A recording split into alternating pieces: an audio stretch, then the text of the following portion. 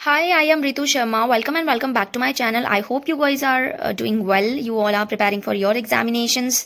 So let's move forward to insurance terminology part 5th. So what is third party insurance. Third party जो word होता है हम लोग motor vehicle insurance में use करते हैं इस वर्ड का, ठीक है।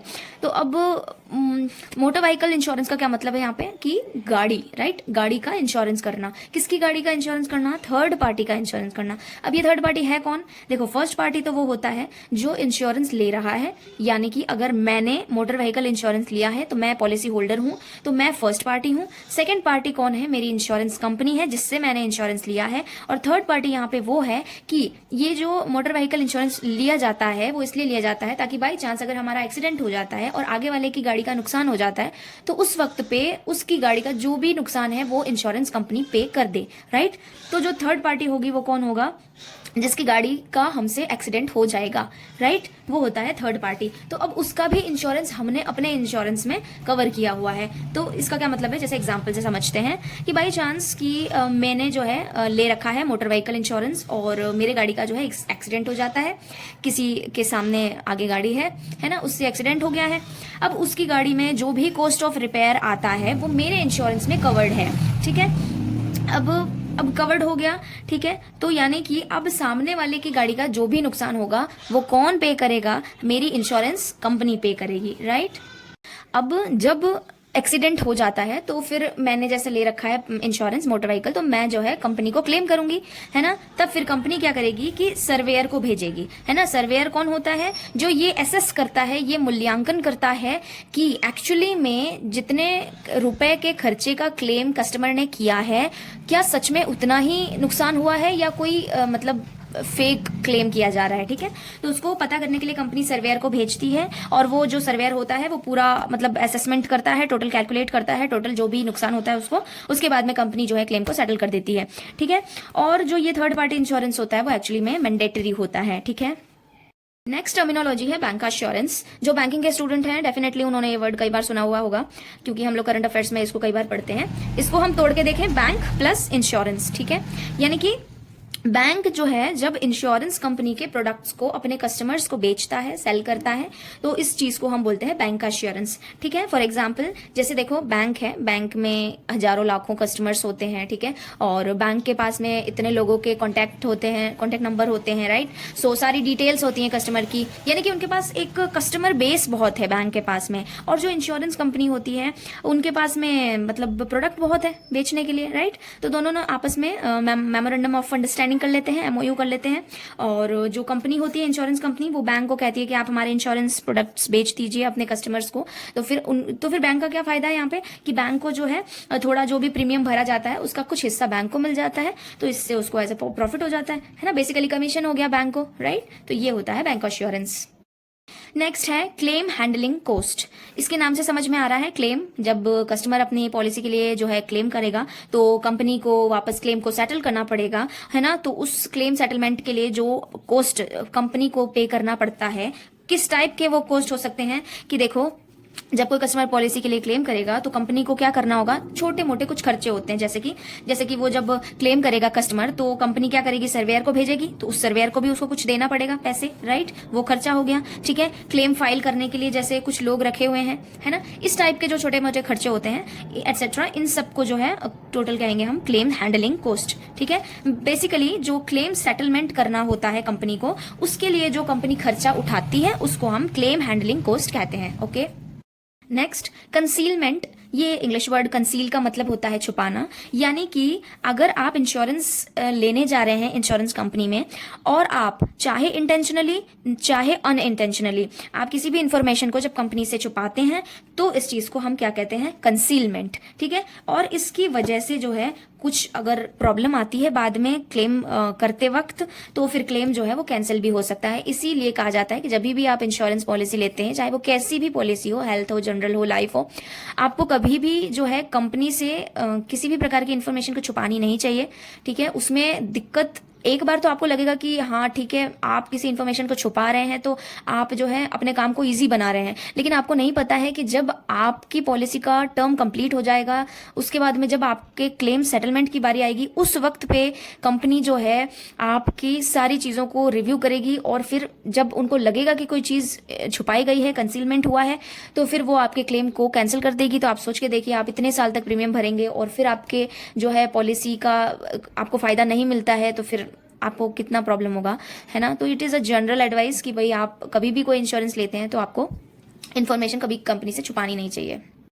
नेक्स्ट, डेटिंग बैक और बैक डेटिंग। इस वर्ड का क्या मतलब होता है, हम इसकी डेफिनेशन देखते हैं। Back dating is insurance language means altering the start date of the life insurance policy to a time earlier than the originally date of buying the insurance policy. यानी कि बाई चांस आप जो है insurance company के पास insurance लेने जाते हैं, policy लेने जाते हैं, ठीक है। अब होता क्या है ना कि कई सारे प्रोडक्ट्स होते हैं तो कंपनी को भी बेचना होता है, तो कोई ये बड़ी बात नहीं है कि आपको जो है जिस डेट की पॉलिसी आप ले रहे हैं उससे 6 महीने पहले की पॉलिसी जो है आपको कंपनी दे दे। हाँ, ऐसा होता है, दिया जाता है, कोई बड़ी बात नहीं है। अब उसमें होता क्या है कि वेटिंग पीरियड जो होता है वो थोड़ा कम हो जाता है। देखो, वर्ड का क्या मतलब है, डेटिंग बैक, बैक डेटिंग मतलब बैक डेटिंग। जिस डेट पे आप पॉलिसी खरीदने जा रहे हैं उससे कुछ समय पहले की जो पॉलिसी है उसके प्लान को आप जो है खरीद रहे हैं, ठीक है। एक्चुअली इंश्योरेंस कंपनी में जो है प्लान्स जो है आते रहते हैं अलग अलग, तो हर प्लान का एक अपना टाइम पीरियड होता है कि इतने टाइम ड्यूरेशन के बीच में अगर आप इस प्लान को लेते हैं तो आपको मिलेगा बेनिफिट, वरना नहीं मिलेगा।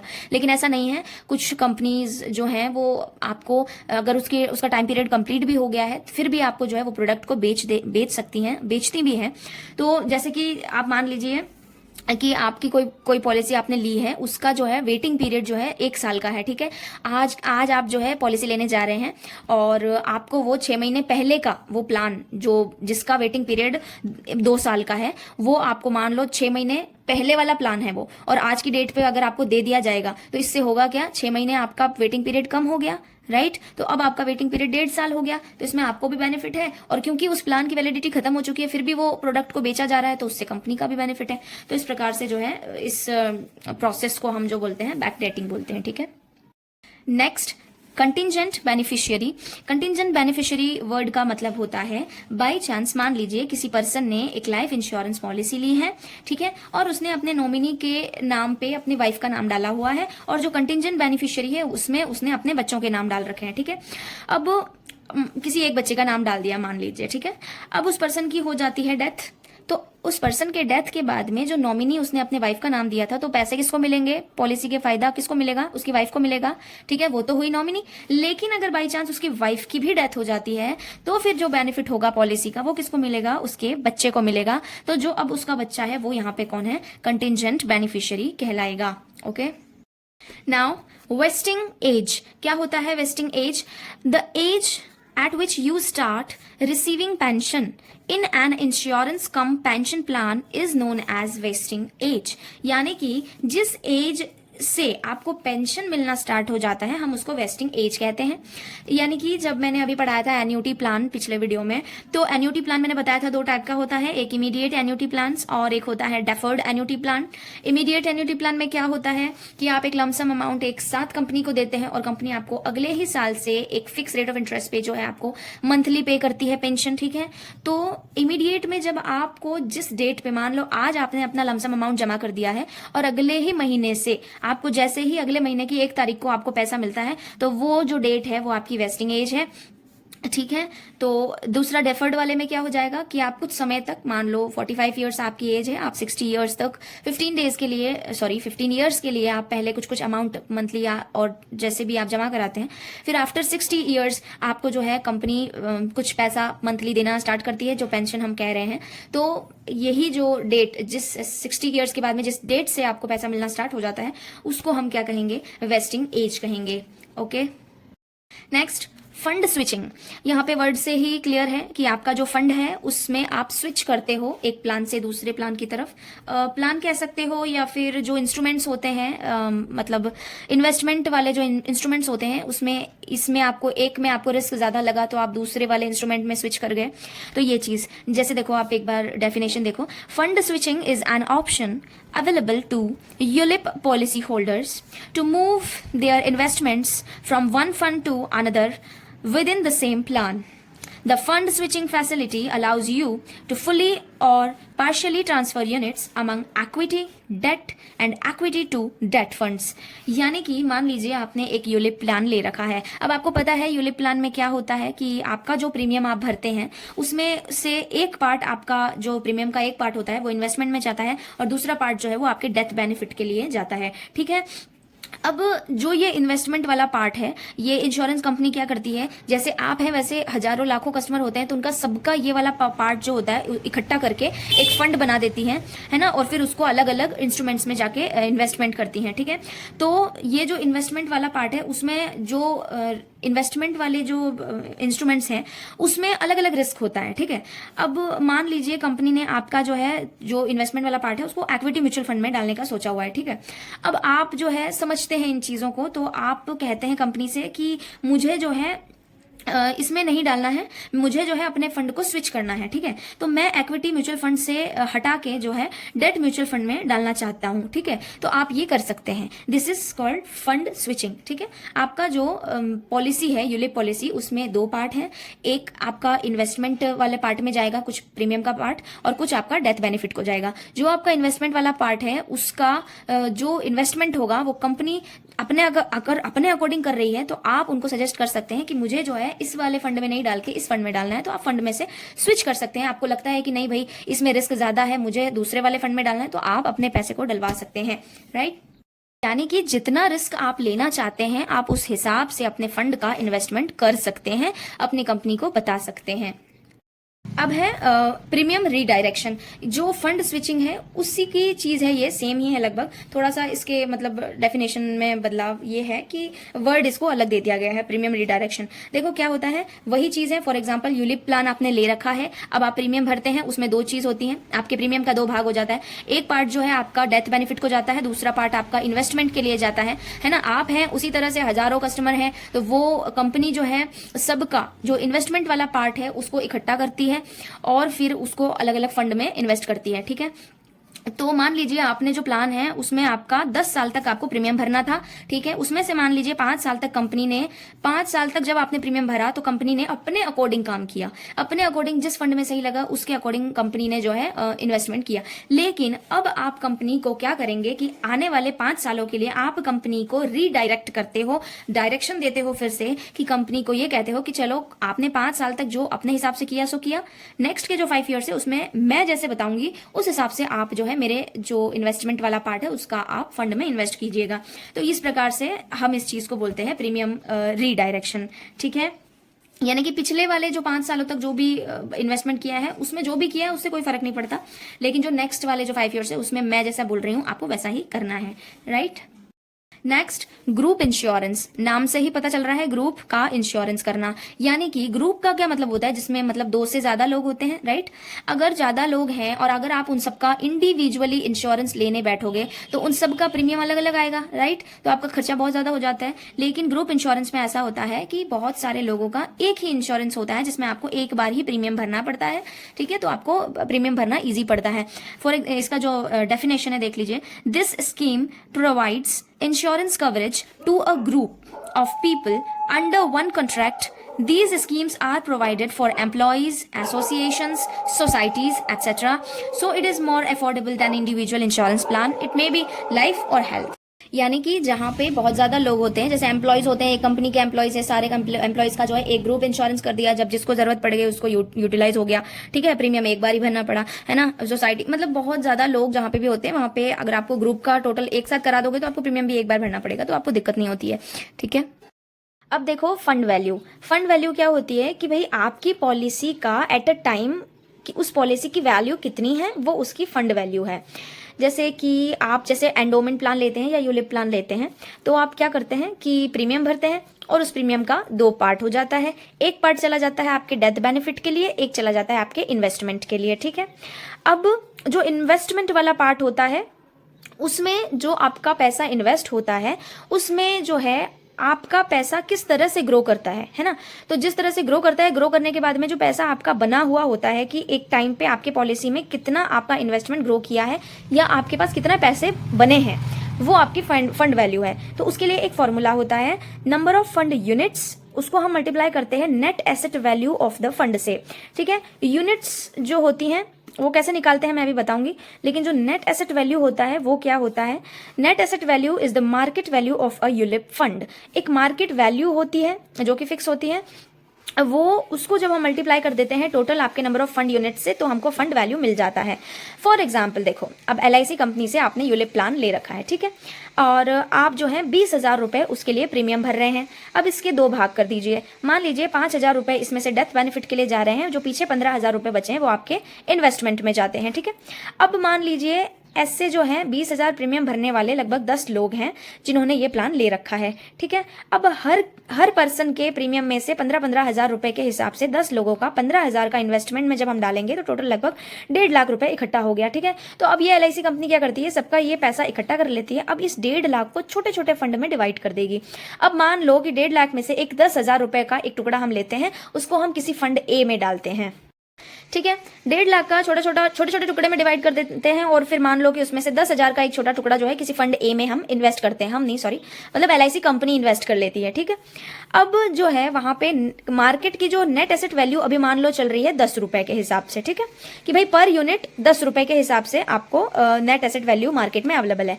ठीक है, तो अब आपके पास देखो 10,000 रुपए तो जो है आपका इन्वेस्टमेंट का अमाउंट है, उसको जब आप अपने नेट एसेट वैल्यू से डिवाइड करते हैं तो आपको जो मिलता है वो टोटल यूनिट जो आपने अलॉट की है वो आपको मिल जाती है, वो है 1,000। ठीक है, मतलब 10,000 का इन्वेस्टमेंट किया, अगर 10 रुपए पर अगर इन्वेस्ट किया हुआ है तो आपको 1,000 टोटल यूनिट्स मिल जाते हैं। ठीक है, अब देखो बाय चांस इस नेट एसेट वैल्यू की जो मार्केट प्राइस है वो डबल हो गई, यानी पहले 10 रुपए थी, अब मान लो 20 रुपए हो गई। ठीक है, अब आपके पास पहले जो आपके एक अगर आप अपने पॉलिसी की बात करेंगे तो 15,000 रुपए जो है आपके इन्वेस्टमेंट में जा रहे थे, और 10 रुपए के हिसाब से आपके पास उस वक्त 1,500 यूनिट थे, और ये 1,500 यूनिट के हिसाब से आपको 10 रुपए के हिसाब से 15,000 रुपए मिल रहे थे। ठीक है, लेकिन क्योंकि अब जो नेट एसेट वैल्यू है वो डबल हो गई है तो 20 रुपए हो गई है, तो अब आपके फंड की वैल्यू कितनी होगी कि जो टोटल यूनिट्स हैं, जो कि हमारे पास 1,500 यूनिट्स थे, और जो नेट एसेट वैल्यू है वो अब हमारे पास 10 की जगह 20 रुपए हो गई है,